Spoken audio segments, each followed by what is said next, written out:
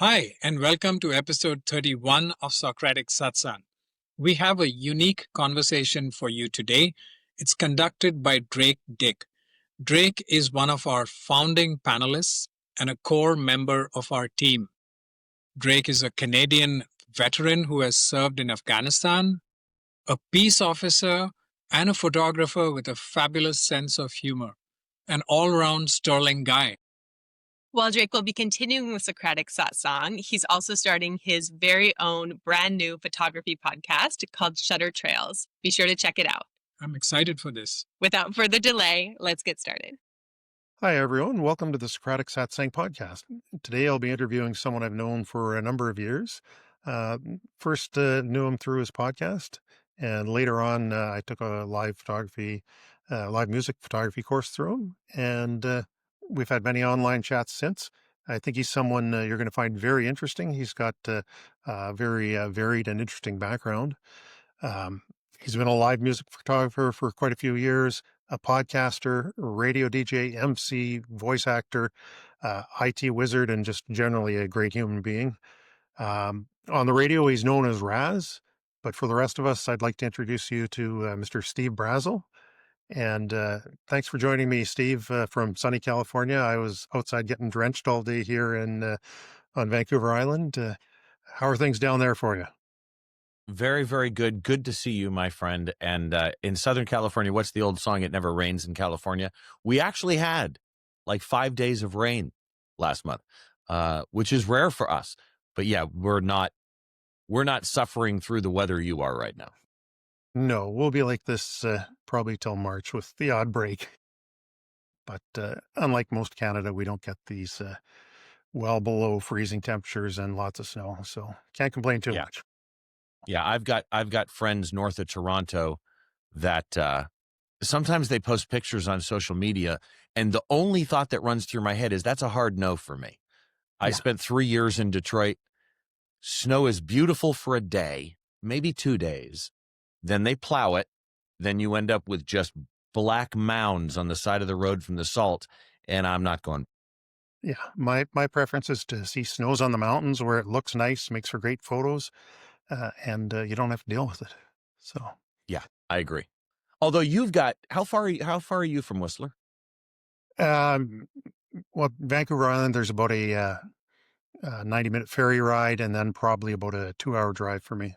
Okay. So not too bad. So as I just introduced you here, gave a sort of brief summary of who you are, but I'd like for our podcast listeners here to know a little bit more about you.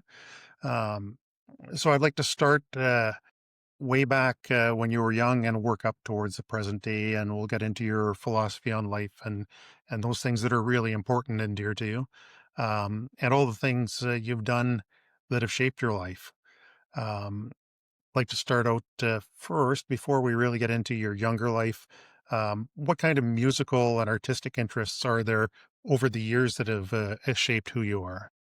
So that's actually, for me, probably one of the primary questions. I'm a child of the 70s. I was actually born in 1960, but my formative youth, as you might call it, was in the 70s.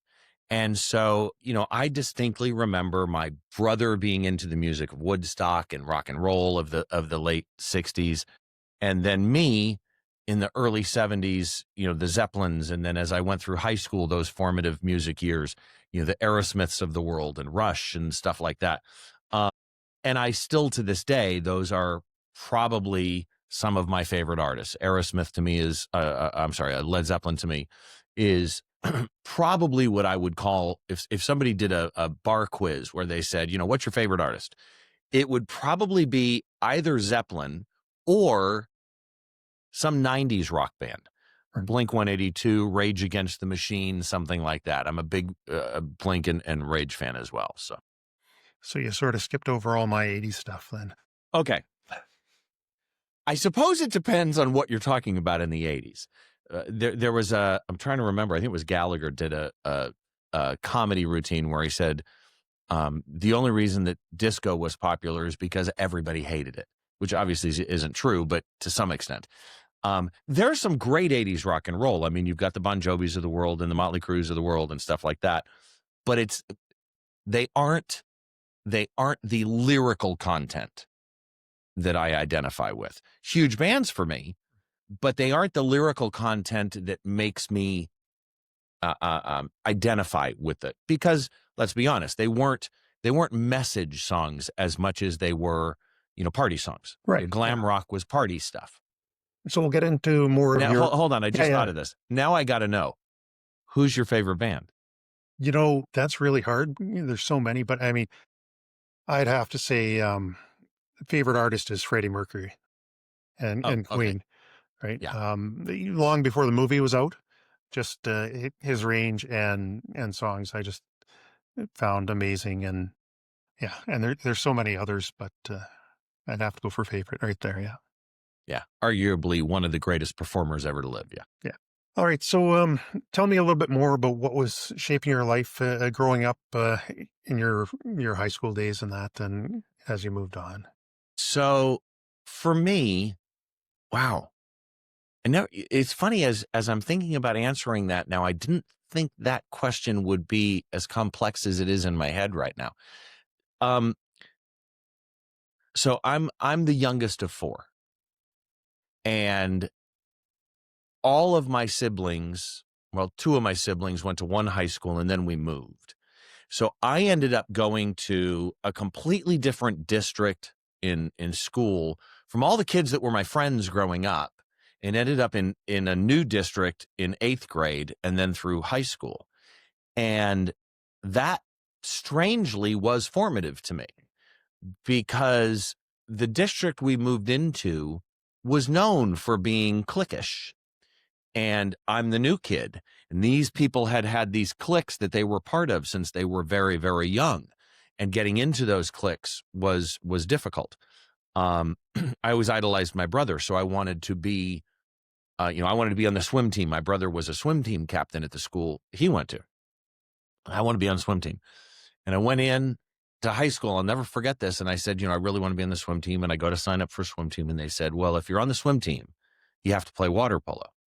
I'm like, I don't want to play water polo. I want to be like my brother. I want to be on the swim team. Ended up having to sign up for both. Hated swim team with a passion. Had to do both. Loved water polo. I was a water polo goalie for years. But that whole experience of, getting on a team made it easier for me to fit in. My dad was in the Air Force. And so for the longest time, I wanted to go to the Air Force Academy. So I ended up joining ROTC in high school. That was bizarre for many reasons. Those two things enabled me to at least make friends and fit in. But that being an outcast, I guess the simple too long didn't read answer to your question is, I felt like an outcast through most of junior high and high school. And that made it to where I'm a little bit more of a loner than some people. I'm completely comfortable being on my own. Right. And I think that has formulated what I ended up doing for a living, how I approached being a father, how I approached being a husband, is that I'm okay not being part of a larger group. Right. If that makes any sense at all. Absolutely. Yeah. Was that the only sport, water polo, that you were really involved in your formative years? I played volleyball.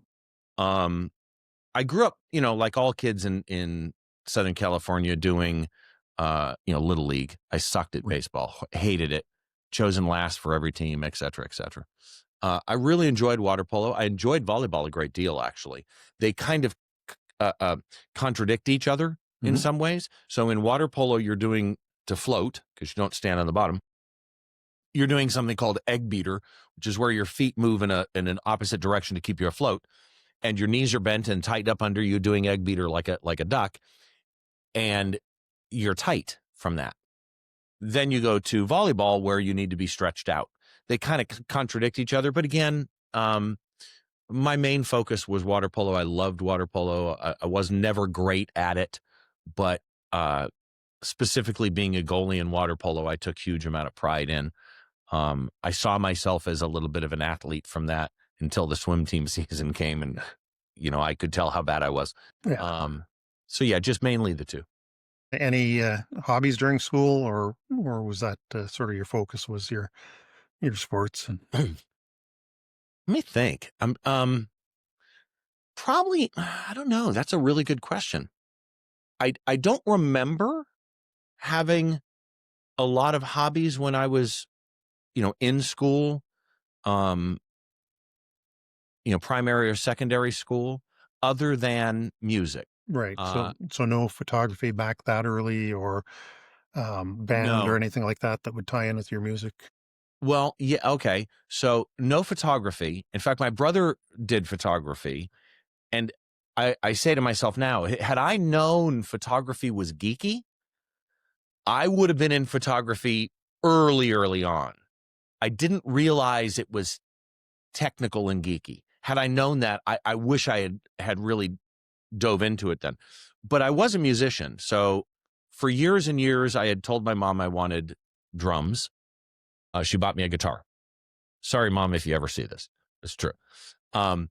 And so I played guitar for years. I ended up at some point living with a girl, and I needed to pay rent, and I sold the guitar, and I couldn't play much on guitar today. I can still do some chords and stuff, but I was a finger picker and stuff like that. I still always wanted to learn drums.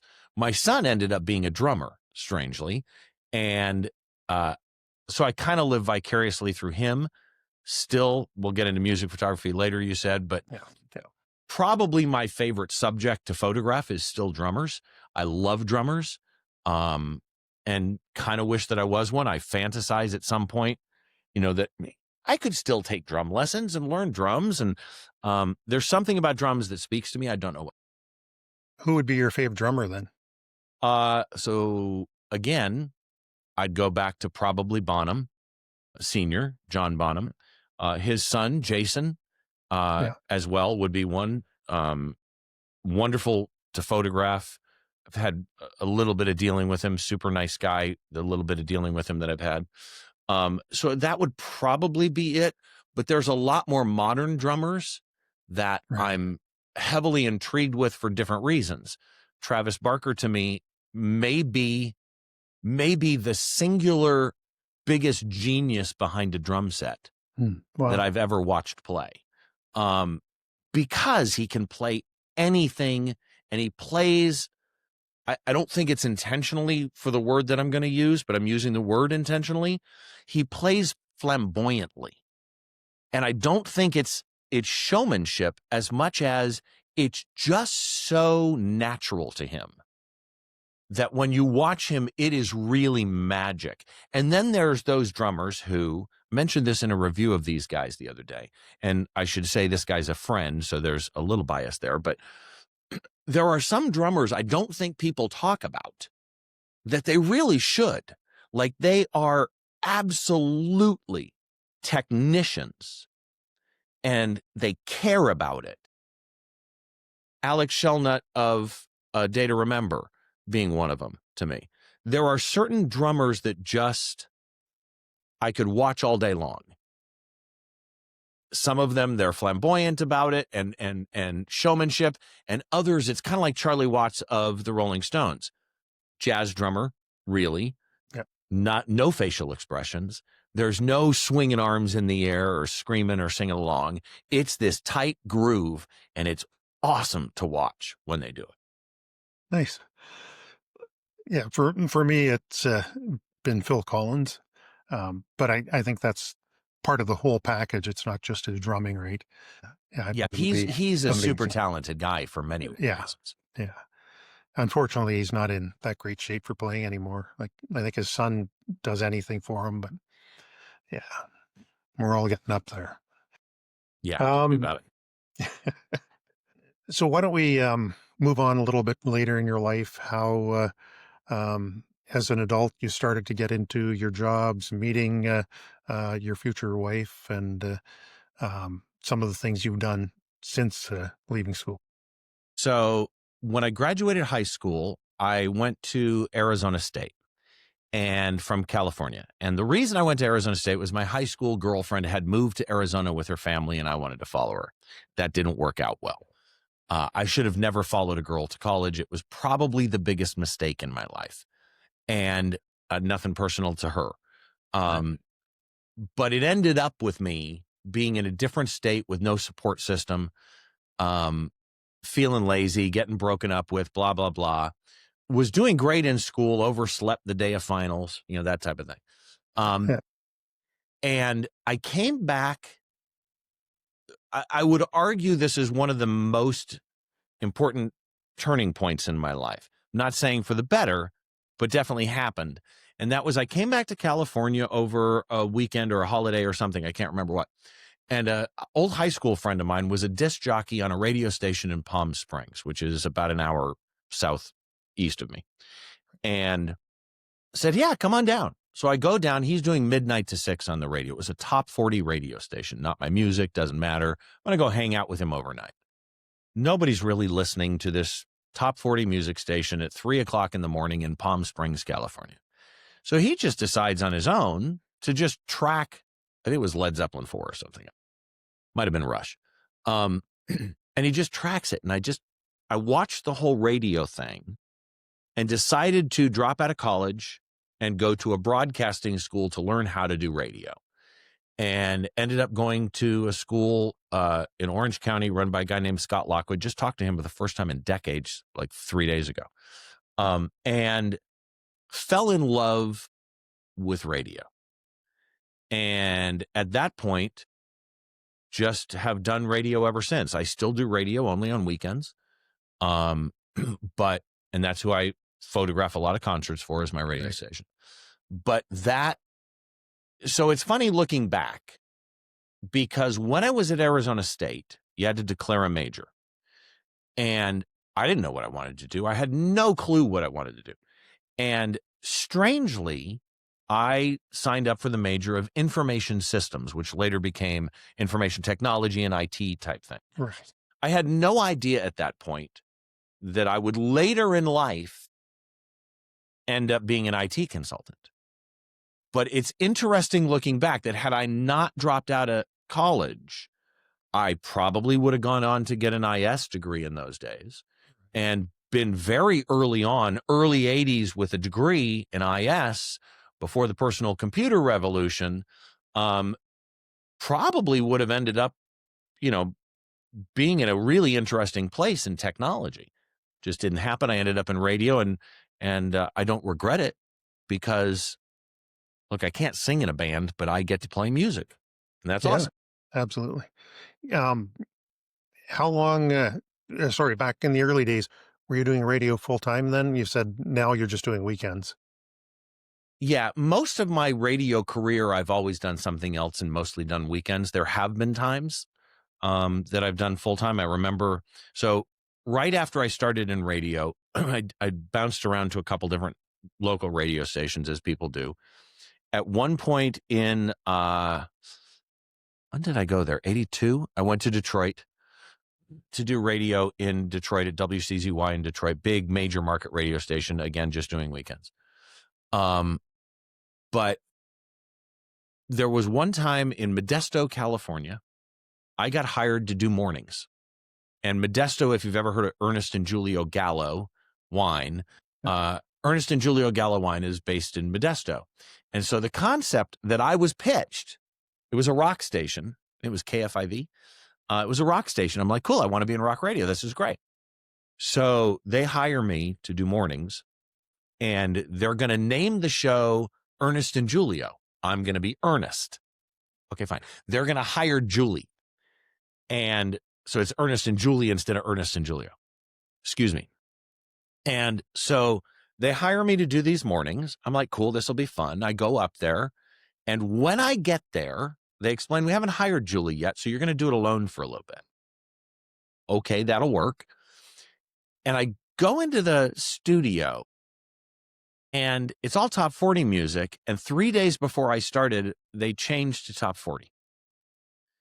So I'm doing the show, and after like one or two shifts, they pull me aside and they say, we need you to take more phone calls. And I said, you don't have a delay system. Like, your phone calls are live. There's no delay system or recording for the phone calls. That's dangerous. No, we need you to take more phone calls. Okay, cool. So I go on I take a phone call, and the person immediately says, "You guys are effed," and is ranting and raving about the fact that we've switched to top 40 music. I'm like, I don't know why you're yelling at me. I didn't even know we were going to be top 40 when I took the gig.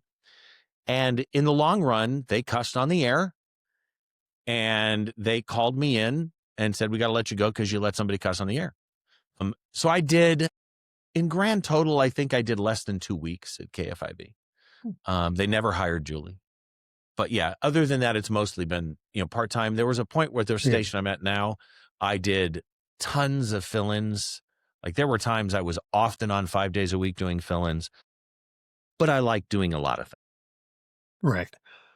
I was going to get into more questions on radio later, but since we're here, you've been in the industry quite a few years. What sort of changes have you seen, both in what is coming on the air and sort of the technology behind everything? I imagine, especially on the technology side, there's been huge changes. Yeah, great question, actually. I've been in radio. When I was in broadcast school, it was 79. I've been in radio really since 1980, probably. So, 45 years. And, the biggest change is we used to pick our music. So we'd have index cards, little 3x5 index cards, and we'd go through the music and go, okay, I want to play, I'm going to make something up here. I want to play Rush. When was the last time somebody played Rush? Oh, it hasn't been played for 2 hours. Okay, we're going to keep a 2-hour separation in this artist. Then I'd write down that I played it, that type of thing. And it was vinyl in those days. We were spinning albums, and it was fun to actually segue songs. Right. And in those days, radio was very personality driven. So in Southern California, we had very, very well known on-air personalities like Jim Ladd, Bob Coburn, people like that really defined personality radio. I was never great at it, but it's the reason I got into radio, specifically probably from listening to Jim Ladd. And as time moved on through radio, long before streaming, still CDs came out. Now you're playing CDs. You can't slip cue them. You got to start them differently. Right. The technology of CDs kind of changed radio, but later on, everything became digital. So at that point, and radio stations became much more expensive to own. So at that point, everything's in the computer, and you have an investment of millions of dollars in this radio station. Are you really going to entrust that to some weekender making very little money per hour, picking what songs to play, when you can hire a consultant that will go out and do research and say, we need to play these, and we need to play this much of this category and this much of this category. And things started getting a little bit more programmed from the programming department. In the long run, that worked out better for radio. Radio became, as we moved through the world of iPods and then iPhones and Napster and LimeWire and people downloading bootleg music. And then now, today, streaming services like the Spotify's and Apple Music and Tidal and whatever. As we moved into that world, you needed radio stations to be tighter, more predictable programming, because they could go to a streaming service and they could literally build any playlist that they wanted, which is great for the listener. But what streaming services didn't give the listener was the personality. And studies have shown over the years that if a well-liked air personality, DJ, would go from one radio station to another, listeners would follow them.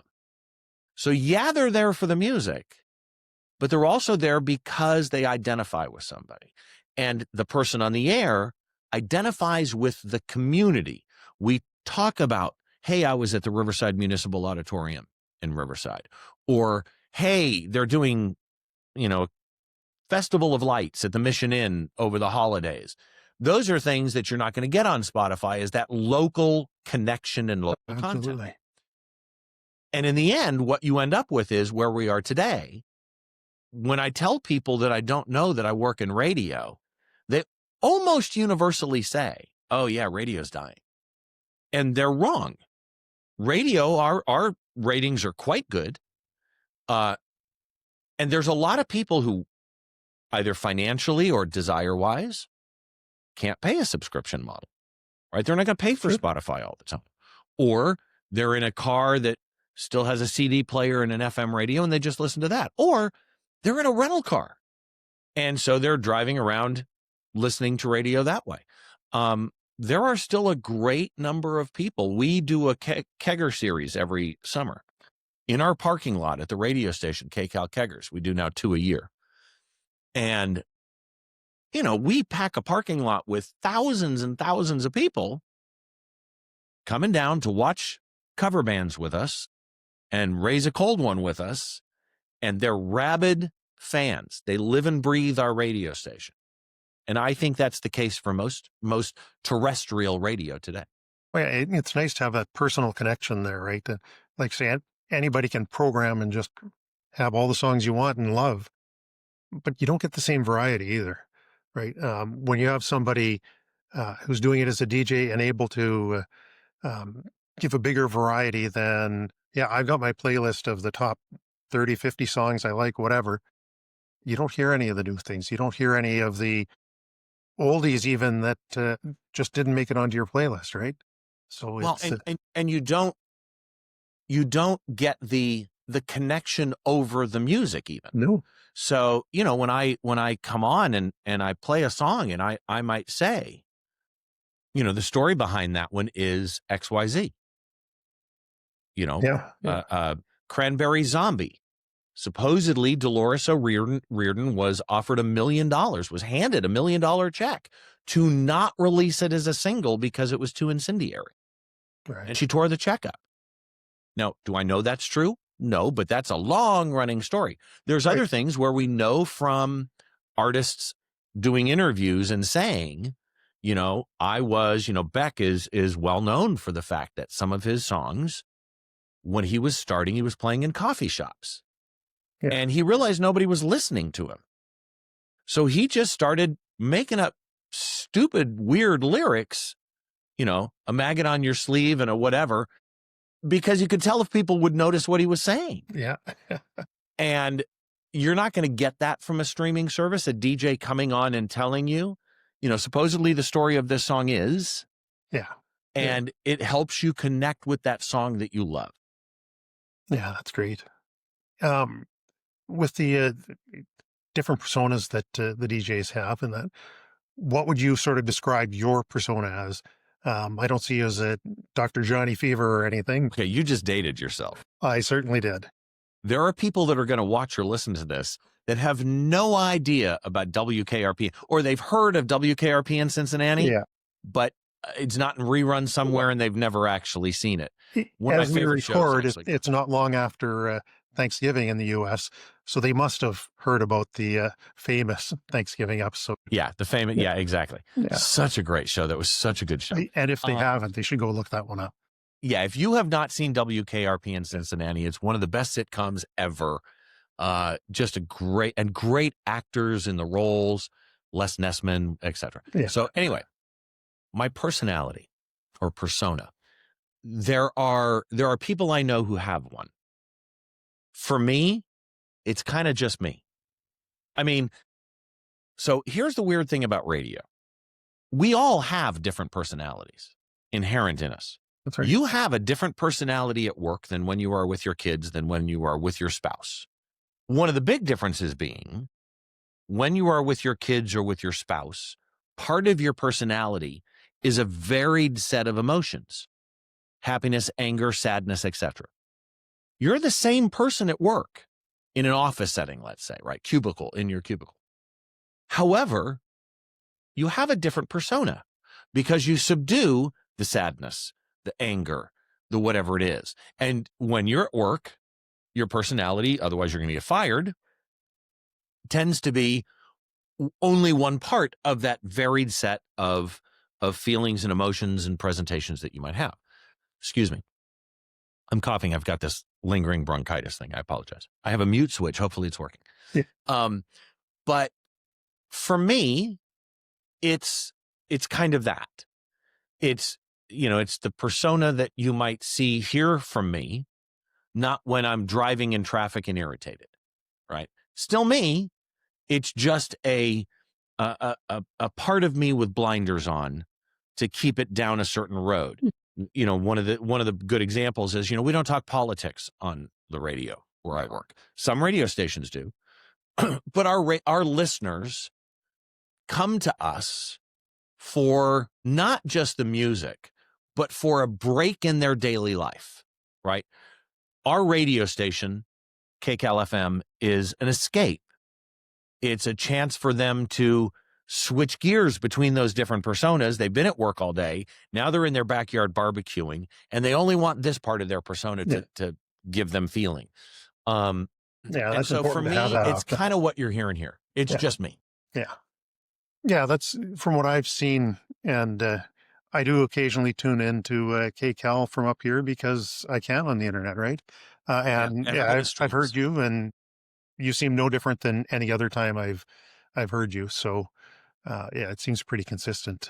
But like you say, I know there are certain radio personalities, TV, that are very different than what they are. I probably mentioned to you before, I worked down at our provincial parliament here, and what you see behind the scenes there is very different from the politicians than what you see in front of the cameras, right? Oh, yeah. In front of the cameras, they're all against each other, can't stand the other party. Behind the scenes, they're all just like you and me, right? Either pretty decent people. They all want something positive for the province, but they have different ways of going about it. But when you see them on TV, that's not the persona they have, right?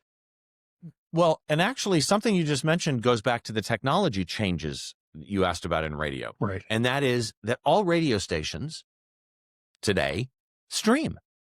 Yeah. So effectively, we are a streaming service. I have friends who've moved from where we are. They grew up listening to my radio station. I'll make something up now. They live in Pennsylvania. Sure. Good friend of mine lives in Pennsylvania, and he listens to me every Sunday from Pennsylvania because we stream.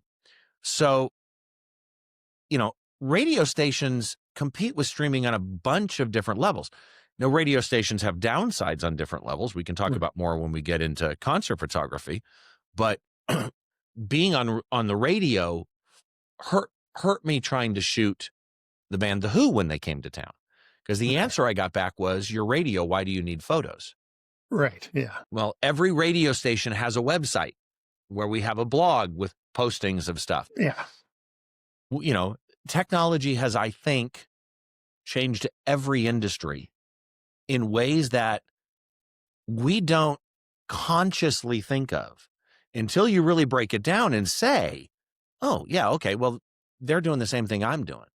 So we started talking about radio and sort of jumped ahead of where I was planning on going. I want to step back a little bit into your life earlier on again, and know a little bit about how you met your wife.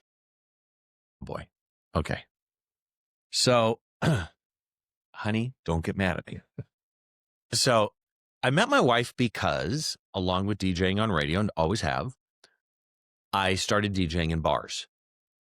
And DJing in bars, I worked at a bar in town. When I got off, there was a bar that ran later than ours did. Ours was a bar and dance floor, but this was like a dance club. And we knew the people that worked there. And one of the big things was, this particular place was called Monopolies. It was really cool. The dance floor was a Monopoly board, and they had this etched glass of all the Monopoly characters. I can't understand how they didn't get sued. But we used to go over there, myself and a friend of mine, we'd go over there because they made chicken skewers and they cooked them in sake, and I love sake. Right. And so for me, because they knew me, they'd pour some sake in a wine glass and microwave it for me, and I'd have some hot sake. And I'm standing in this club just because I knew everybody. I worked in a club. Right. I didn't want to hang out in clubs. I just knew everybody. Yeah. So I didn't really go to bars, as it were. But two ladies walked in. I looked at them, immediately went, wow, they're attractive. And they had a look on their face. And the first words I ever said to my now wife was, "It's around the corner to the right." That's all I said. Like, I could tell they were looking for a restaurant. Yeah. It's around the corner to the right. And ended up asking her to dance that night. She would tell the story differently, that I asked the girl she was with first, which was just my way to get to the table. But asked her to dance. We danced. We had fun all night. She was willing to try my sake. That scored a lot of points with me. And then she didn't give me her phone number. At the end of the night, I walked her to her car, and she wouldn't give me her phone number. And the whole weekend, I'm thinking about this girl that wouldn't give me her phone number. And all I remembered was that she worked for a law firm, and I remembered that it had 3 names, like a lot of law firms do. And I went through the phone book, and luckily it was in the B's, and I'm pretty sure that's it. And that Monday, I called that law firm and said, "May I speak to Debbie?" And they said, "Which one?" And I said, I'll be honest, I don't know her last name, but she's tall and has long curly hair. They said, "Oh, that would be this Debbie." And they put her on the phone, and I reminded her who I was and asked her out. And she said yes. And we've been together ever since. That was 1987. So we've been together quite some time, got married in 91. And it was the absolute best thing that's ever happened. Well, that's an amazing story, the way you tracked her down. And, Yeah, I mean, I had to track her down. And then when I wanted to propose, I wanted to be different. I'm weird that way. So I shipped myself to her in a box. We have the video where she was at work. I'm in a tux because I also DJ'd weddings. I owned a DJ business that DJ'd weddings for 18 years. I'm in my tuxedo with flowers and a ring, and I climb into this big, tall U-Haul box, and we bungee cord it to a dolly, and her father wheels me into her office, which at the time was like a temporary mobile home type trailer at where she worked, at the city she worked at. She's a government employee. And her mom's videotaping on an old big on-your-shoulder VHS tape thing. And I'm in the box with my toes just barely hanging on the lip of the dolly.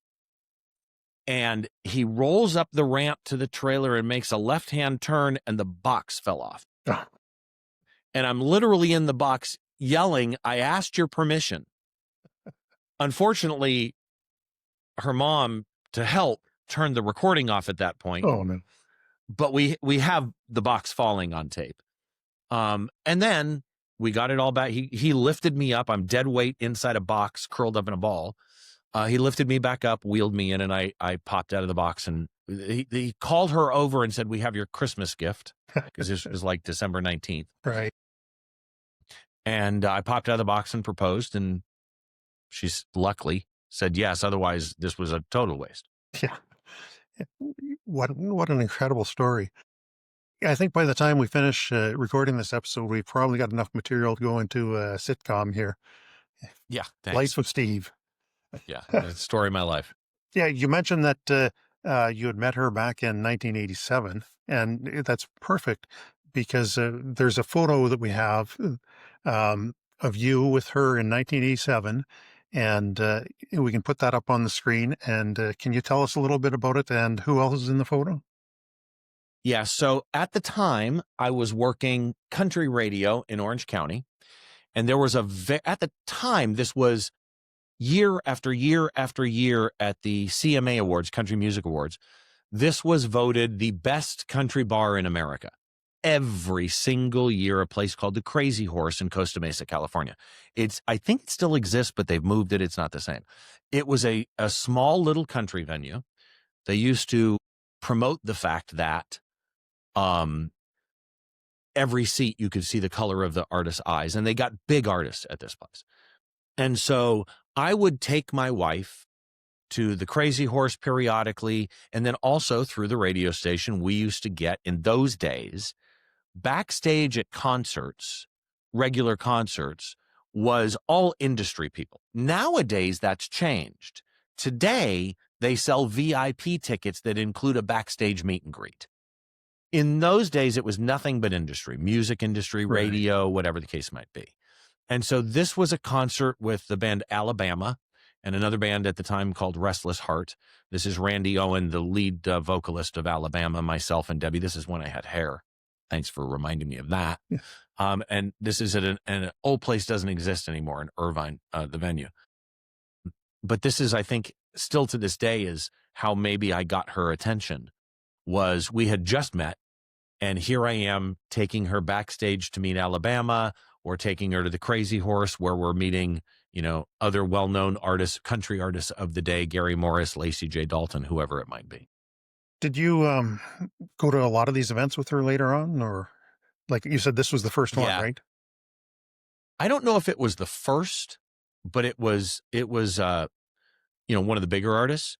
But yeah, Right. we used to go to, I did. So the reason I was at the Crazy Horse a lot was at the country radio station. I was the one, a lot of the shows were promoted and put on by Kick FM where I worked. And I did all the emceeing. Right. So we would go to the Crazy Horse. The Crazy Horse would buy me dinner as part of my emceeing, and then also pay me. And I would go backstage, meet the artist, talk to the artist for a little bit. I'd get on stage and introduce them. They'd do 2 shows a night. And so, yeah, she got very used to going backstage, which is not good. Because then if you just want to take your wife to a concert, it's like, well, where's the seats? Well, they're way back there. Yeah, no, I'm not going to do that. I'm used to When do we being go backstage. backstage? Not gonna do that. So yeah, it's a little bit of a handicap in trying to impress her with something else. Right. And still to this day, for me, I have a hard time buying tickets to a concert, partially based on the concert photography. The front row is always like behind me. Right. So Before we go on with a little bit more in the concert side, I just realized that I hadn't asked you more. I was talking about sports with you earlier, and there was another sport that I saw that you were involved in, or you are now, and it looks like you're quite accomplished at it. And the next photo we have to talk about is you in a karate gi with a black belt. yeah, so that was my first black belt. I'm trying to remember what year that was. Might have been 2011. I don't know. I started, so before I met my wife, 1985, I did a lot of voiceover work in town. And there was a karate dojo that was doing videotapes, VHS videotapes of their curriculum for students to study from. They were going to sell the tapes and students could, practice at home. And they needed a voiceover artist to do, basically announcer stuff, go through terminology, break down how a kata is done or whatever the case might be. So they hired me for that in 1985. They did a second one in 87. And when I did the one in 87 and we were talking about pay, I looked at the owner of the dojo and I said, I'd be willing to do something on trade. So I voiced that video in trade for lessons. So I started karate in 87. And then throughout the years, they used to do a newsletter that they did. And I did a lot of computer stuff and graphic design work. So I did their newsletters on trade. I basically worked my way all the way through this black belt, doing stuff for them. I'd MC their tournaments, etc. I disappeared for 10 years at one point. When I got married, we moved. I stopped training for actually probably about 7 years at that point. Then we moved back into this city, and I started going when my son was old enough because I wanted him to learn karate. I made it at that point from my green belt when I left. I came back as a green belt 7 years later, made it to my brown belt, and my son didn't want to do karate anymore. I left again for close to 10 years. And then when he was long gone, I was like, I say long gone. No, he's still alive. When he had moved away to college, I went back and finished and got my first degree black belt. I'm now a 3rd degree black belt. And I absolutely love karate. I would normally be at karate the night that we're recording this on a Monday night. Absolutely love martial arts. We do at my dojo, we also do Brazilian jiu-jitsu and Muay Thai. And some of the people I train karate with, in fact, the owner's son who now runs and owns the dojo, was very well known in kickboxing and Muay Thai. He's I think he's only the second American to make it to the round of 16 in K1, which is a type of kickboxing promotion. A number of people have fought in a promotion called Glory. So they're very well known in the kickboxing Muay Thai world. It was nothing that Brazilian Jiu-Jitsu I love. I took Brazilian Jiu-Jitsu for a while. I broke a rib and got a little gun shy. I'd like to get back into Jiu-Jitsu, but at my age, broken ribs don't heal well or fast. But I love karate. And so I still go. Absolutely love it. Is that your most serious injury, the broken rib, talking about karate or jiu-jitsu? It's a good question. Yeah, probably. The broken rib so it wasn't just a cracked rib, like broken. It was completely broken. And it's funny because when I went in, so when I broke it, I screamed and I knew it broke because I heard it snap. And I looked at the professor that was teaching the class and I said, I got to go. And he goes, no, we're closing. You got to wait for closing. So I stayed and I closed the class and I bowed out. Extreme pain. Broken ribs hurt, especially when they're broken all the way through. And I remember going to the hospital and I looked at the doctor and I said, can't you tape it up or wrap it? He goes, no, we don't, because that's what you see in all the movies. Of course. He goes, no, we can't do that because then you can't take a deep breath. Yeah. And you can end up with pneumonia. And the problem was every time I would be laying down and sit up, the bones would literally separate and pop off. I just hit my mic. That probably made a noise. Yeah. And pop off. And I would have to cup it, pull it back in and push it back in. So it didn't heal completely straight. Still hurts if I lay on my stomach on something. Other than that, there was a dislocated shoulder. Nothing major after that. Yeah. And this was a freak accident. This was the most bizarre freak accident. The way it happened was I was rolling with my professor and he put his feet on my hips and went to push my hips out while he pulled my hands towards him to flatten me out. Right. And as he did it, I slid back, his feet slid up, and he literally just shoved his feet against my ribs. Total freak accident. But yeah, doesn't sound like fun. So just trying to think where we're going with your injuries, with all the training you've done. Martial arts are known for a lot of mental work too, right? And that, what would you say is sort of the biggest lesson you've learned from doing all of this? Wow. Okay. So probably for me, and we just had a black belt test on Friday where I went and helped as people got their first degree. A couple of people got their 4th, 5th, and 6th degree too. But I got my green belt and disappeared. And most people would just be gone. Came back with my kid, got my brown belt. He didn't want to go anymore. And I was a stay-at-home dad and it was just difficult to get there. And I disappeared. And then I went back on my own. And it's a statement I still to this day say to students that are coming up. And that is the only difference, really, between a white belt and a black belt is a black belt is just somebody that kept going. And it's really true. Most people, for whatever reason, life, their passion changes, whatever it is, they fade away. What makes a black belt more than anything, look, when I got my black belt, most of the people I trained with could beat me in sparring. I was never great at sparring. I was more, I really got into the technician side of doing katas and stuff like that. We all have our different passions, right? I mean, do I know how to hit? Yeah. But the only real difference between me when I got my black belt and other people is I just didn't stop. Even when I disappeared, it was always in my head, I want my black belt. And then the other thing I learned that is a passion of mine to communicate to people who get their black belt, like on Friday night, is people look at getting a black belt in martial arts, whatever the martial art is, sure, as the goal. Like the goal is the black belt. Yeah. Black belt is the end. There's a of trophy. this It's the black journey. belt. Yeah. And it's not. So the black belt is, you know how to do multiplication, division, and subtraction. You know how to block, you know how to kick, you know how to punch, you know how to do your stances.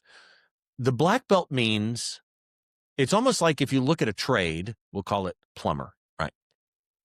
You have apprentices and you have journeymen, right? Yeah. Yeah. That's the black belt. The black belt means you have a foundation.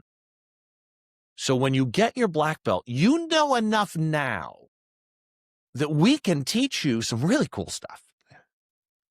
And so what I always try and tell people to get their black belt is, don't think of this as the end and go, I got my black belt, cool, thanks, bye, and disappear. Because now that you've got that foundation, and if you stuck it out that long, you had to like it. Right. Right? Because it takes a while. There are some styles where you can get a black belt. A kid that's 5 years old can get a black belt in 3 years. I don't believe in that. We don't even give solid black belts to people that are under 16.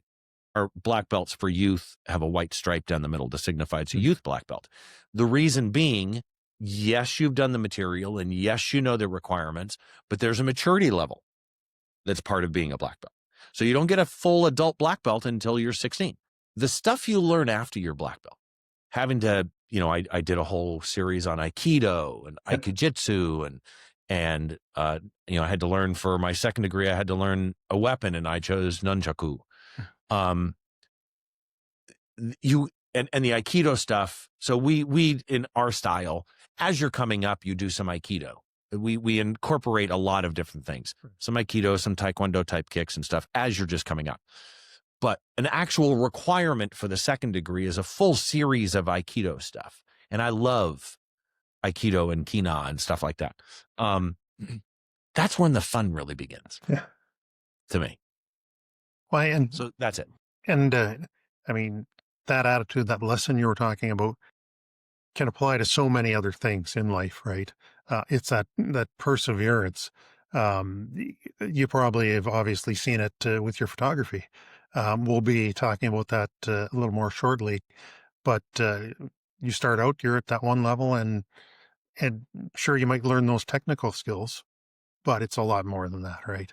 And and the passion that you show there really carries through. And like I say, it's not just photography. It's not just martial arts. It's so many different areas in life. That's I think a great lesson to carry through with you. So thank you for that.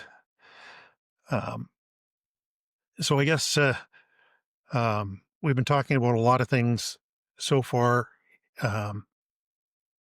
We'll come back to the music photos here in a second. But before we go to any more of those, just making sure I've got them all, I want to talk about something a little bit, a lot more serious. And that would be, we do have a photo of this one here. That would be the photo that has you and your brother. I think I'm skipping ahead one from what was planned, but sorry, your brother is there beside a sign, a poster of you talking about donating a kidney. And I mean, there's a lot of messages in this, but I'll let you tell me about how it all came about, how you made that decision, because it's very significant, has a huge impact on anyone who's going to do anything like this. So in your own words here, I'll let you go on about that a bit, and you can talk about the picture too. So it's funny because I post this picture periodically, usually around the anniversary of the transplant. And inevitably, people think it's somebody using my account to post that I died, because I'm just the picture here, and the person kneeling next to it is my older brother. Right. So my brother was born with a kidney disease.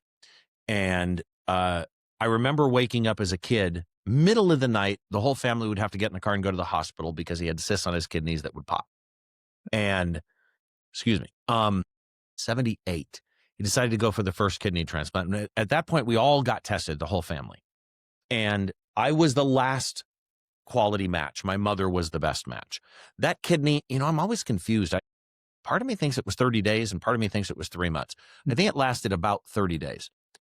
And he rejected the kidney. And it was a very complex time for him. He didn't want to do another transplant, but his kidneys were failing. He went about 14, 15 years, something like that. Maybe 79. I'm trying to remember now. Without one. And at that point, it was inevitable because his kidneys were failing, which causes other body systems to have problems. And so he decided to do another transplant in the mid-90s. We all got tested again. And strangely, this time, I was the best match. It ends out that how they had matched in the late 70s versus the 90s, they had learned some things. They were matching different antigens in the 90s than they were in the 70s. So January 10th of, which is one of my sister's birthdays of 1995, I donated a kidney to my brother. This was at Loma Linda University here in Southern California. And it was a very interesting experience, actually. My surgery when you donate a kidney is much more complex than his. They make a small incision in the groin and they insert the kidney into the groin. They don't put it where the kidney goes and they hook it up to arteries there. So he was doing great pretty quick. Yeah. Me, it's a major surgery to remove. And I remember saying to the nurses as I went in to the operating room, and he had friends who worked there that were high-end operating room people that picked the crew specifically for him because they knew him. And I remember saying to one of my nurses, can I get some photos of my kidney when I'm in there? I mean, how often am I going to be able to see my kidney? She said, no, we can't do that. After the transplant, I remember going to see my surgeon and a nephrologist. Mine was a urologist. His was a nephrologist. And I told him, I said, man, I really wish that I'd got some photos. He goes, well, you didn't ask me. I've always got a camera in the operating room. Great. So I don't have any pictures of my kidney. But that was 95. That kidney lasted, my brother passed away almost 4 years ago. That kidney lasted for 28 years. Which is really long. And the strange thing was, my brother didn't die because the kidney stopped working. In fact, the week before, he had texted me to say, hey, I just went to my doctor, kidney's still working great. Every single year, he sent me a card from the kidney saying he's still treating me good. He drinks tequila now and then, but I don't mind, stuff like that. Right. And every year we would get together, and the kidney was working absolutely great. Unrelated from the kidney, he ended up with some medical issues. Literally 2 days before the anniversary, he texted me and said, hey, let's go to dinner on Tuesday for the anniversary, which would have been January 10th. I said, cool, let's do it. That night, I got a call from his wife. He was in the hospital and he passed away that Friday. But it wasn't the kidney. That kidney kept working. And so every January, around January 10th, I usually post on my social media accounts, this is your yearly reminder that you can donate life. Before I did this, I understood people who didn't do, donor stickers on their driver's license or whatever it is. Right. Look, it's a personal decision. You got to do what's right for you. After I did this, my mind changed and I wanted people to know that I'm alive and I gave one. Yeah. And it hasn't affected me. Look, it's surgery. There's risks. Always the case. I don't want to minimize the fact you're going in to give a kidney. They're taking a kidney out of your body. But literally, you can give somebody 28 years of life by giving a kidney. It's literally there's no complexity to the equation there. Yes, there's risks, but you can give somebody years of life by donating a kidney and you can be fine. So that's my message every year now around the 10th, and usually middle of the year I'll say something too, because I want people to know you shouldn't be afraid of this. You can do it. Absolutely. That's beautiful. And it wrapped up about 4 questions I had for you on the subject. You touched on everything. I myself give blood fairly regularly. It's one of those things that's so easy to do. Yeah. Within an hour, I'm in there, out of there, get my little orange juice and cookie to sit and wait for a few minutes before I leave, and that's it. And like And say, it saves lives. Same thing. absolutely. And what does it That's cost saving me? A lives. little bit of time, right? Yeah, very little bit of time, a little bit of discomfort, but you absolutely, these little things like that can make a huge difference. I even, when I went in for surgery, 1995, AIDS epidemic had hit in Yeah. the 80s. Everybody was worried. I went and donated my own blood to have for the surgery, Right. Yeah. right? All of these things can just make a huge difference in somebody's lives. Sometimes it's somebody you know. Sometimes you may never know who it saves, but make no mistake, makes a difference. I mean, there's nothing you can do really that's a better gift than that, right?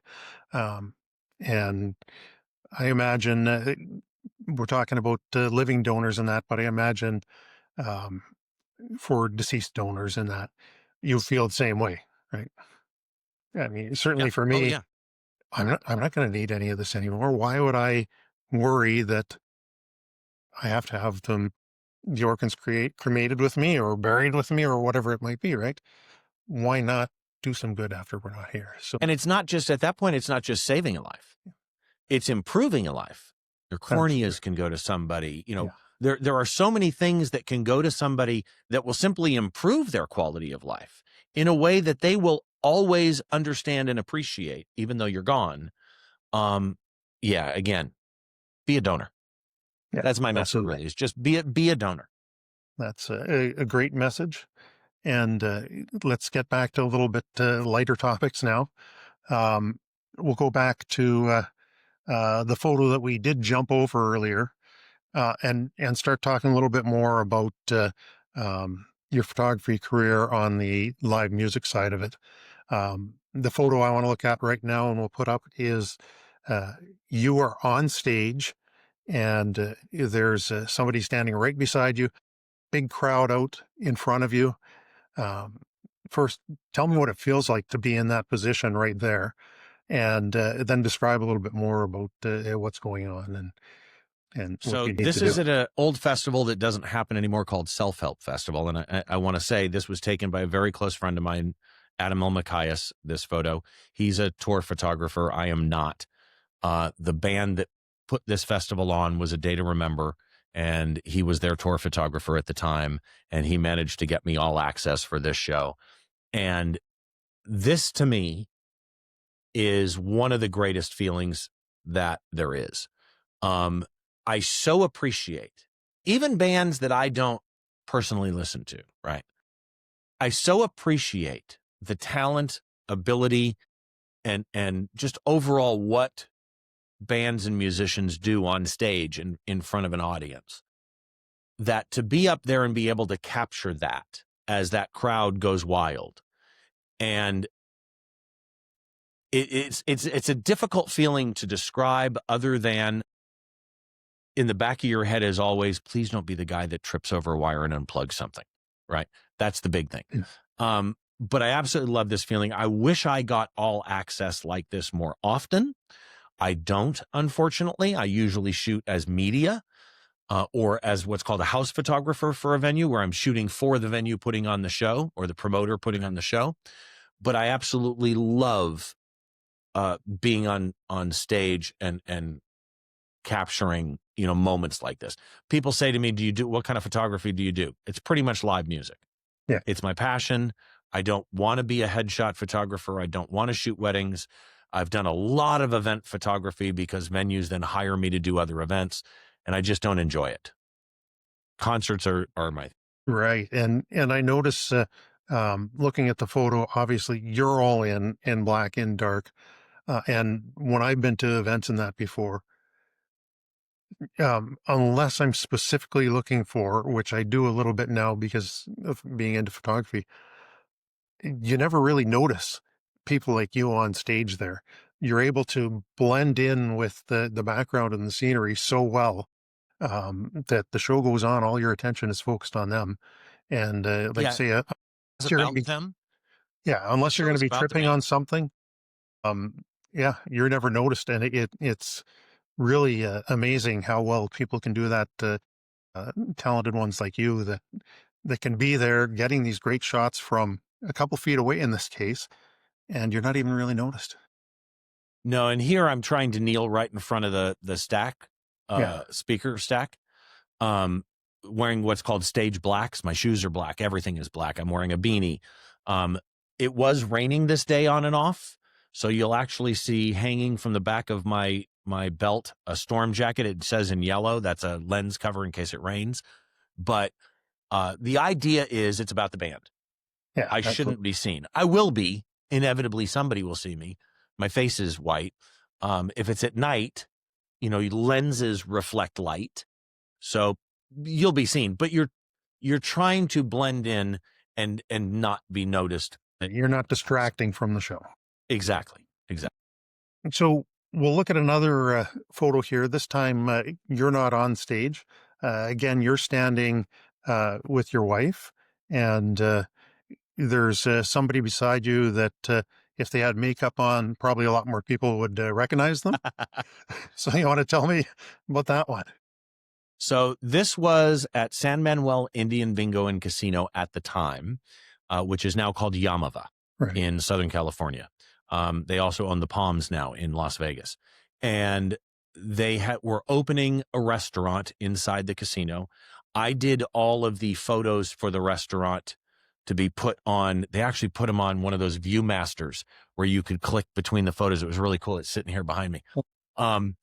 And this is Paul Stanley and Gene Simmons of Kiss. And so we got to take a picture with Paul Stanley and Gene Simmons of Kiss, which I had met Gene once before when he had come to the radio station. We were not allowed to have any pictures with him that day. And I photographed Kiss a couple of times, 2-3 times. Right. But yeah, this was a big deal because, again, this to me is one of the artists that I grew up with. Right. And you said you weren't allowed that day at the radio station to have photos. Now, is that something that the station would have said, or was that something that maybe his publicist said?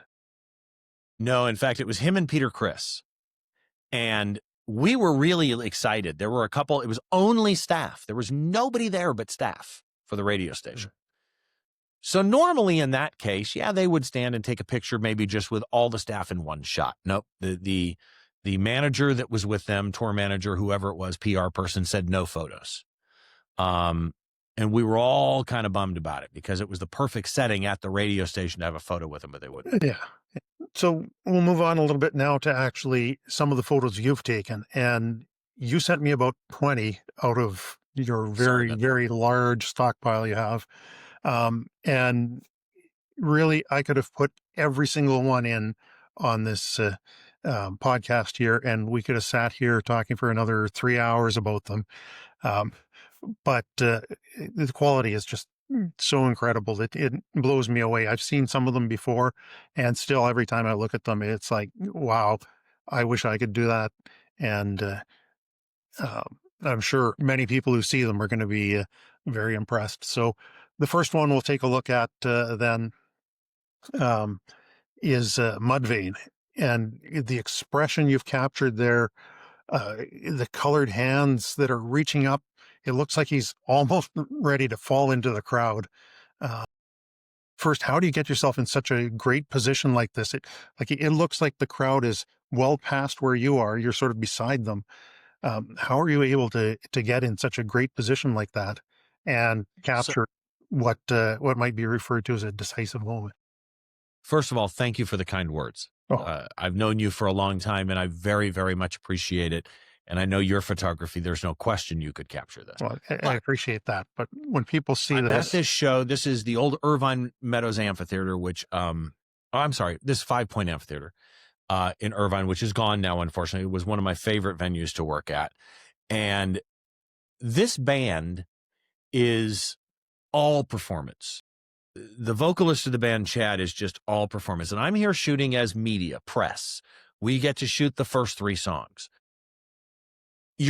Because of that, you're somewhat limited, right?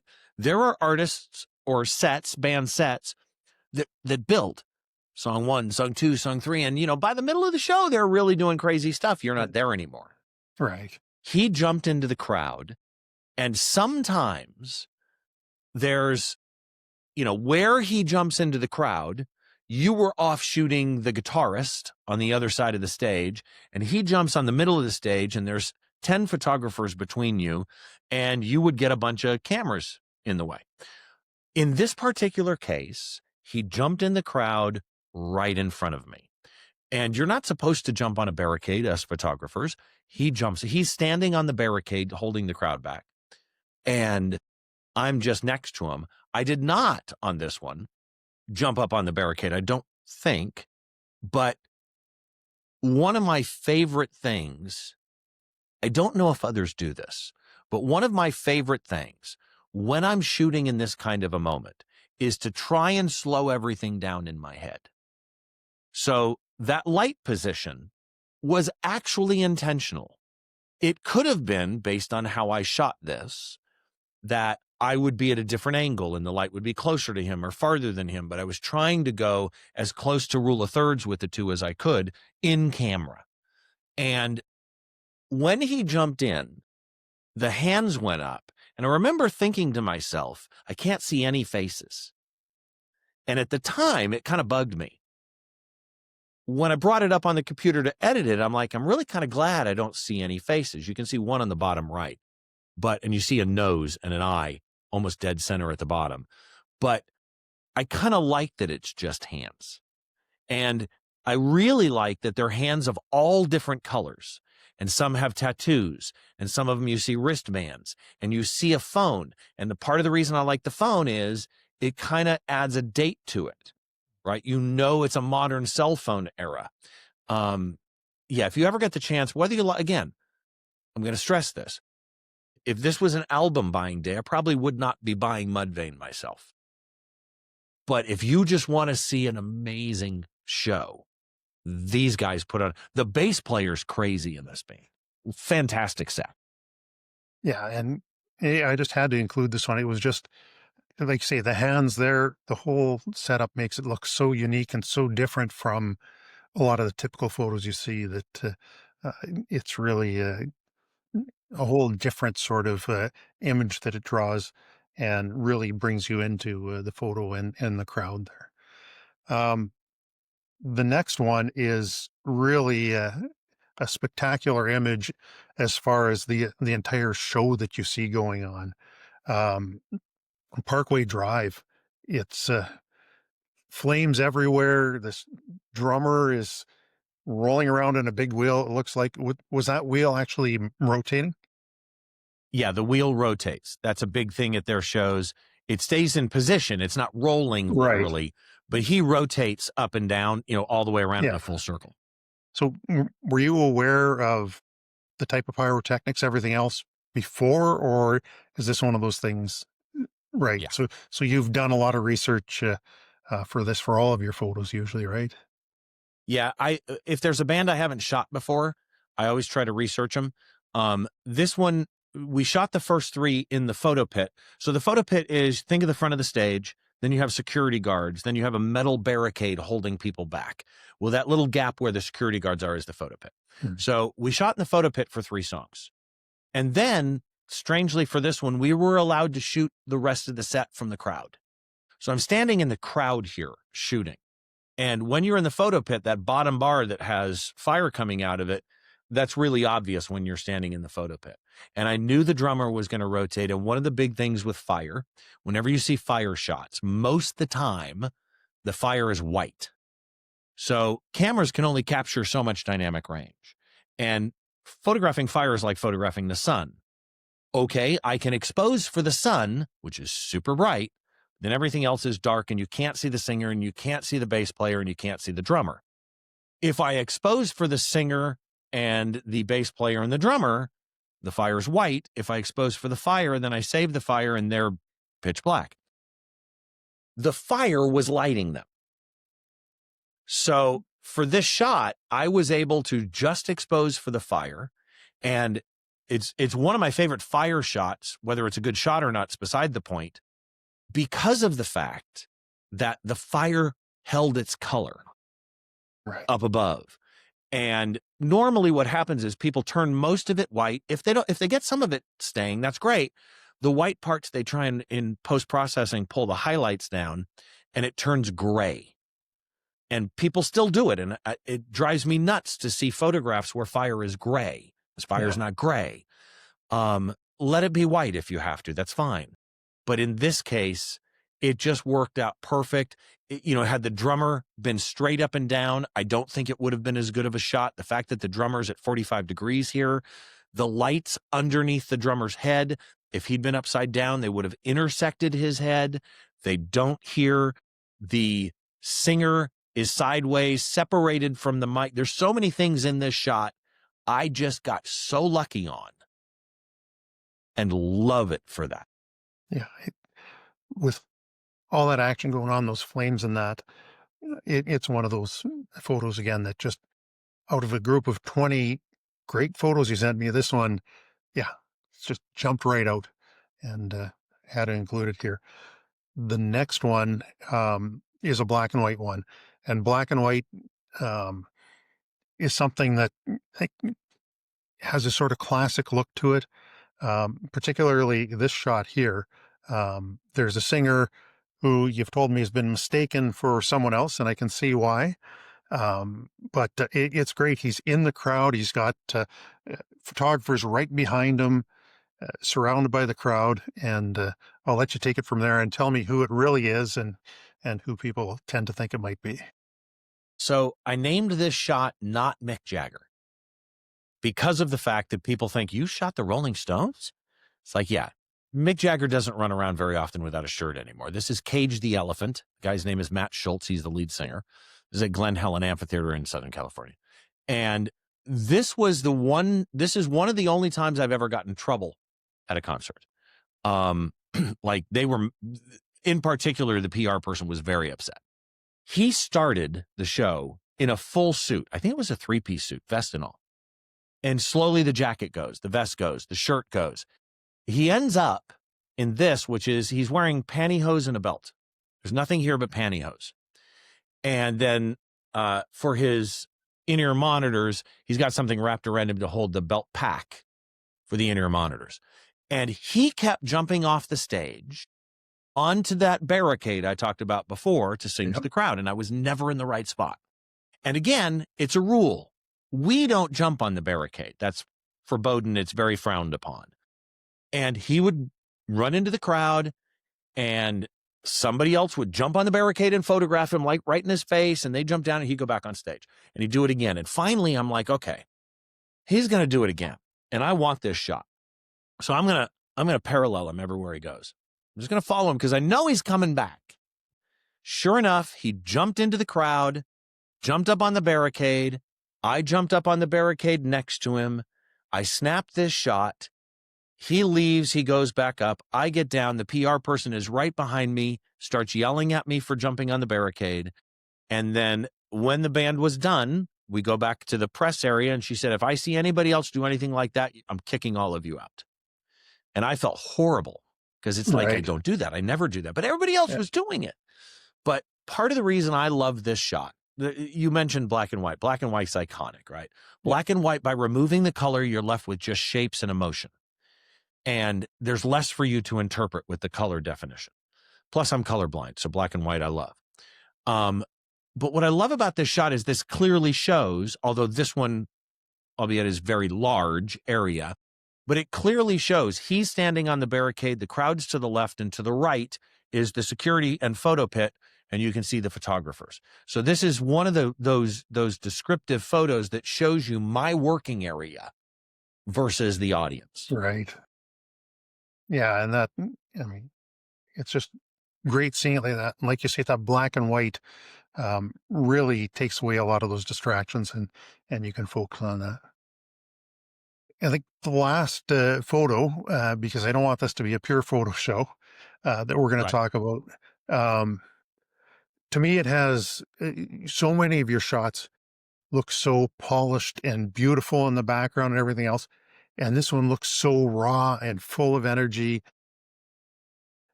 It looks like the singer here is going to come right through the lens at you. And it's got so much emotion in it. And it looks like she's talking to you, Steve. She's coming right at you. And how did that come about? And let us know who we're looking at. So this is a band called War on Women, and phenomenal band live. I've photographed them twice. This was an old Warped tour in 2017. And I always carry two cameras. On one hip is a camera that has either a fisheye or a super, super wide angle, like a 15 millimeter fisheye or a 15 to 35 lens. And on the other hip is usually a 24 to 70 or a 7200, and they rotate. I had been shooting from this position the bass player that you see on the left, bass player, guitarist, whatever. The singer jumped right between these two monitors here and came right in front of me. And the beauty of having two bodies is I dropped one, I picked up the wide angle, and I just started shooting as I focused. And it could have gone south. I've had scenarios like this where they're there for, when you see a picture like this, you think, oh, they were there. Yeah. And they focused and they shot it. They're there for 5 seconds, 10 seconds. The camera was kind of pre-focused on those monitors, so it didn't have a lot of focus travel to go to get her. We didn't have eye and face focus in 2017. So this was focus points. I just basically pulled it up and hit a focus button, pointed it at her, and started shooting. And I managed to get a shot that I love. The hand isn't in front of her face. The eyes are wide open. I'd thank her for this shot if I ever met her. But yeah, this was the luck of preparation. Like say, it looks like you knew she was going to be there, or she was intentionally coming for you for this. And yeah, like say, the background and that isn't as big and flashy and clean as everything else, but that doesn't matter at all in this, because she is very clearly the focus of the attention. Yeah. It is, again, just a great shot. And hopefully we're not boring too many people that aren't photographers on this philosophy podcast with a lot of technical talk on the photos. But I mean, this really shows how talented you are at this, and your profession. And I think we've talked a lot about everything that's involved in doing live music photography. I want to inject, though, from the philosophy side of things, and you understand this doing even your type of photography. When you're looking through the viewfinder of a camera, especially if you're photographing people, there is a huge philosophy idea behind it. I research bands I haven't shot before. I want to understand their habits, their presentation choices that might be documented in a YouTube video or in other photos. I want to understand how they think, how they work, what they're going to do. One of my big things is, do they always hold the microphone in their right hand? Because if they always hold the microphone in their right hand and I'm shooting from their right side, I'm photographing the back of their hand. I may not want to do that. Based on where they put the microphone, I may want to photograph from another side where I'm making a conscious choice to understand another human's natural movement.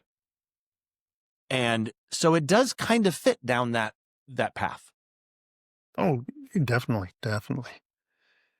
So we'll transition into photography related, but more specifically into your podcasting and your podcast, Behind the Shot.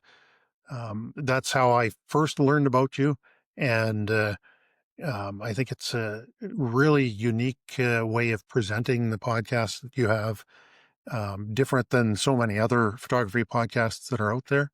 So maybe you can tell us a little bit about your style with that and how it came about for you.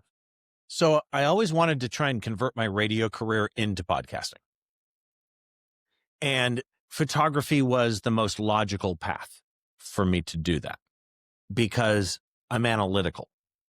And originally I said to myself, there's somebody doing every kind of podcast out there. I don't bring anything, unique to the table, as it were, except for my analytical mind, my inability to not overanalyze something.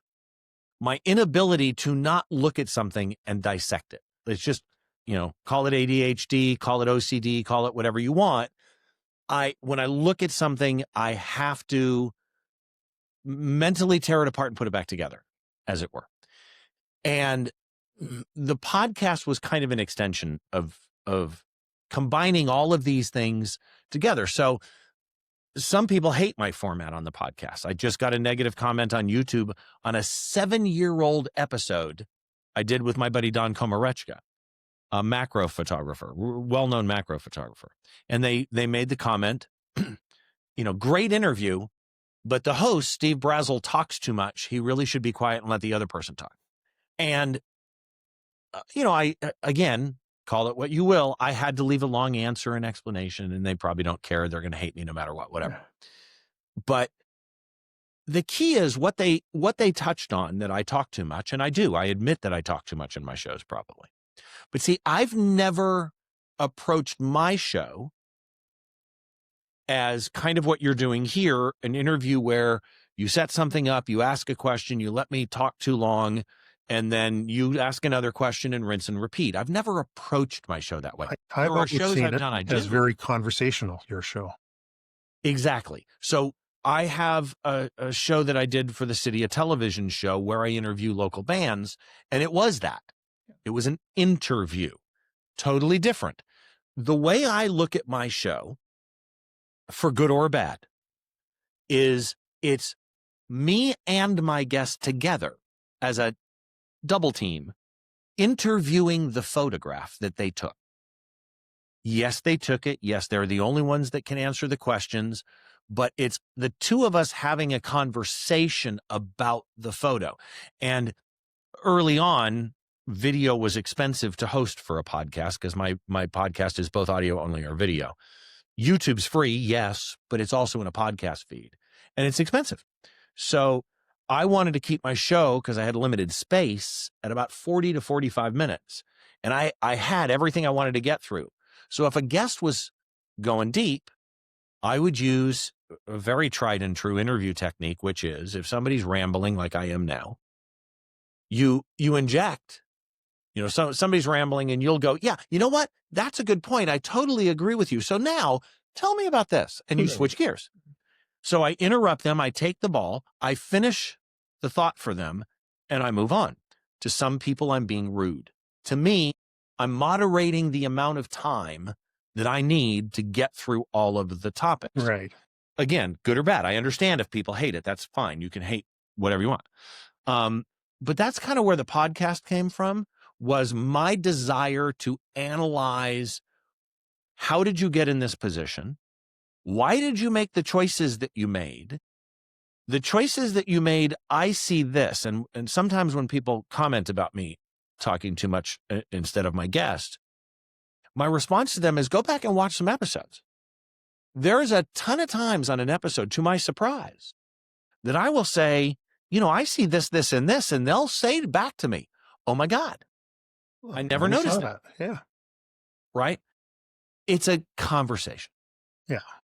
And the one thing you didn't go into much detail with is your descriptions. For people who haven't seen it, you do it, like you say, obviously for audio-only podcasts, and it's all about this one image. So you give such a detailed description of it that you can form that picture in your mind so clear that when I go in and if I listen to an episode in the car and I go later on online to YouTube and take a look at what you're describing, it's like, yeah, that's exactly what you described. I could tell by the detail you've got there, and your mind is so sharp looking at all these different details. And myself as a photographer, you see these things that I pick up where other non-photographers might not. You have so much detail in there. And I think the average person probably picks it up pretty quick that, oh yeah, that's exactly what. So that came from something. And when I first started doing that, I went, people are going to hate this. Because again, they're going to say I'm talking too much. Because some pictures I can describe in 2 minutes. Others take a little bit of time to go into detail of what I see. But I have about 50 to 55% of my audience listen audio only. And I've had people say to me, I intentionally listen to the audio only version. I want to see if I can picture the shot. I've had other people complain that they don't want to hear that, and that's fine. It's just something I've chosen to do. It's my show. I get to do it. But from the analytical, psychological, fitting with the theme of your show, it is an interesting thing to take something that you see visually and try and translate that into spoken word so that somebody that didn't see it can picture it. And what ends up happening is, and I don't know why this is the case, but there's that kind of sociology, psychological, impetus to this. There are times that, so I go back and forth with my guests to pick a shot, and it can take a while because it can't just be a shot they like. Like if I've got a shot on the show and I don't have any questions about it, the show's going to be dead. Right. I have to look at it and go, how the heck did they do that? Right? Or why did they do that? I know how. Why'd you make that choice? Sometimes a guest says, no, I really want to talk about this shot. This is one I'm comfortable talking about. I've got a story behind. Okay, whatever. And I think it's a mediocre shot. That happens sometimes. When I spend 15, 20 minutes looking at a shot in my head, making notes, what am I going to say about this shot?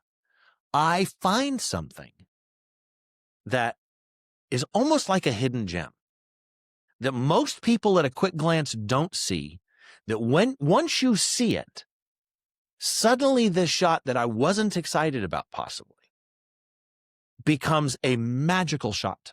And that is why I do the podcast. Understanding why people decide things or execute things or assemble some visual entity in front of me as their artistic voice, how that artistic voice is perceived by someone else is fascinating to me. And I'm just checking the clock here. We're a little over an hour and a half. So my apologies. It's me. I talk too much. We've established that. Yeah. If I wasn't afraid of trying to set a new record here for the longest podcast, and it probably is the longest one we've done, I could go on all night like this. But we'll start to get closer to wrapping it up. Before we do that, we talked about a lot of stuff here. I didn't really get into your IT career, but from everything you've gone since you were young till now, what do you think the biggest changes and developments in your personality have been? Sort of what spurred that and to bring you to the point you are at now? A better understanding of myself. I probably have less patience today than I did when I was younger, but I have a better understanding of myself, and that's mostly due to my wife and my son. All right. Well, being a dad changes things. Yeah, it certainly does. So we'll get into, I've got about half a dozen quick questions. I'll give them to you. Just give me off the top of your head whatever comes to mind first. And first question, we'll start off. If there was one thing in the world that you could change, what would it be? Just a simple question. Wow. Oh, that people would have more logic. I see so many people that operate in a sense that I see no logic to, and perhaps it's me that's off. I readily admit that. But you asked what I would do, and so I'm going to go from my position, which is I wish people had more logic. All right. What is your biggest regret in life? My biggest regret? Right. Not finishing college. It's probably my only regret is not finishing college. The best moment in your life? Marrying my wife. Could have been in trouble, that answer. You answered something else. Yeah. It's either that or raising my son. It can go either way. Yeah. So if you could interview anyone for your podcast from any time period, don't have to be alive still, who would it be and why that person? So there's a couple that would be difficult to choose from, Robert Plant of Led Zeppelin would be one of them. The other one would probably be maybe Obama. I think there's a lot of ways to go in that one that aren't even political. Like I could probably have an interview with Obama that totally wasn't. And then if I'm going back in time, honestly, it would probably be maybe Jim Marshall, famous music photographer from the 60s and 70s. All right. Just two more now. What is your favorite quote of any kind? Oh, yeah. That would be by the famous photographer Bob Gruen. A good photograph, I'm trying to remember it, and I'm actually going to pull it up in front of me. So if you want to ask the other question, I'll do that one while I pull this up. All right. The other question I stole from you. Actually, I have it in front of me already. It came up right away. It's by Bob Gruen. It says, a good photograph can show you the facts of what is going on, but a great photograph can show you the feelings. That's a fantastic. Love that quote. Yeah. So the last question here, I borrowed this from you. Aside from Diet Coke, what's your favorite drink? Whiskey. 100% whiskey. I collect whiskey. I probably have about 250, 260 bottles of whiskey. I just bought a new one today. If I were to narrow that down, tends to be American whiskey, like a bourbon or a rye, but I also love a good Scotch. I love a good Japanese or Irish, but I tend to go more towards the bourbon side. So if you could only buy one, which bourbon would it be then? If I could only buy one, it would, price no object. It would probably be the one I bought today, which is the 2025 George T. Stagg. It would be any George T. Stagg or King of Kentucky. Those are rather high-end bourbons. They're not cheap bourbons, but they're quintessential, really good bourbon. So we'll start to wrap things up then. And before we do go, where can people find you? Your podcasts? What's the best way to contact you? Anything else you want to put out there about your shows? So the podcast is Behind the Shot. It's Behind the Shot on YouTube. I haven't recorded in a while, partially because I've got a cough thing going on that's a little tough right now sometimes to get through time. Luckily, I have a mute switch. When I'm a guest for you, I can hit the mute switch. When I'm asking the questions, it's a little harder. But behindtheshot.tv is the website. And then Behind the Shot on YouTube or Behind the Shot in any podcast catcher. If you do it in a podcast app, you'll find an audio only or a video version. For me online, the podcast is on most social medias. It's Behind the Shot TV, just like the website is behindtheshot.tv. For me, it's at Steve Brazill everywhere you go. I left Facebook a long time ago. The account is still there, Steve Brazill Photography, but I don't really use it. The account is still on X at Steve Brazill. I don't use it, but I'm on Blue Sky. I'm on Mastodon. I'm on Instagram at Steve Brazill, like the country Brazil, but two L's. Great. Any last thing you want to talk about before we go? No, just, you've been so kind to have me on and you've said such nice things about my photography, to which I would say, if you're watching this and you're not a photographer and you haven't seen Drake's photography, please go follow him on Instagram or wherever and look up his photography, because he is a renowned photographer. It's just not fitting what he's doing here on this show. But if you like photography and you like visual art, talk to him about buying a print or something. Thanks, Steve. That was unnecessary, but I'll pay you for it later. Okay. It's been great fun getting to know you a little bit better here. And I can't thank you enough for joining me tonight, giving me some really great insights, a little bit of a look into your psyche. And you did mention my photography here. I did want to add, for anyone that is interested in photography, I'm always going to still be here on Socratic Satsang podcast, but I am starting up my own photography podcast in January. And I'm going to put some information out about it and hope you can join me there. Details will be coming soon on that. I'm going to have some great guests on. If Steve wants to, he's welcome to come on there anytime. And we can make it a 3-hour podcast on photography if he wants.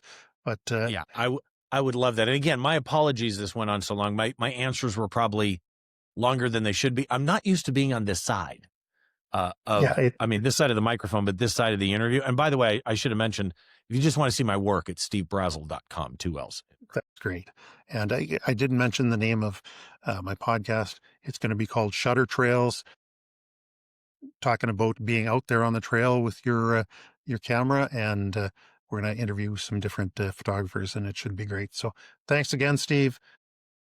I look forward to everyone letting us know what they thought of this interview here, and hope you join us again next time.